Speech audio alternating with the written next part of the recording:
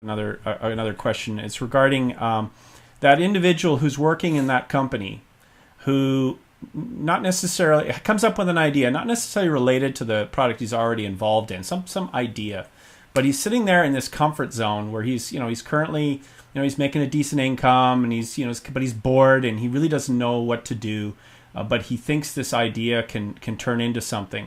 What's your word of advice for that person who's in that sort of stale job, thinking, hey, maybe I can make a run of this? Go spend a lot of time in front of the mirror. The biggest thing out there with this whole issue of people in the job and they have an idea is they don't spend enough time thinking about, why am I really doing this? And that it applies to both of those things, right? What happens is people take their job as the given and don't ever question, why am I doing that? They may complain about it and they may be bored, but they don't question, so where is this taking me in life? What do I want?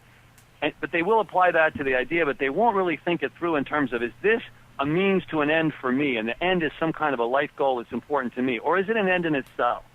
And I think if you get that resolved, that's when that passion starts to bubble up that you talked about. Investors will tell you nothing else drives their investment decision like the passion of the founder.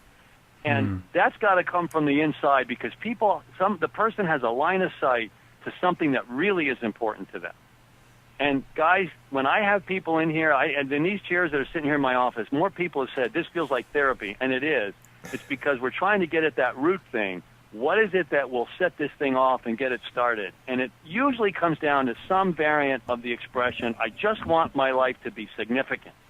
And everybody's got to define that for themselves, but if you work backwards from that, everything else will start to fall into place. But if you start to get the other things falling into place, but you haven't figured that out, you're just going to keep wandering around looking for that thing. It's a good word of advice.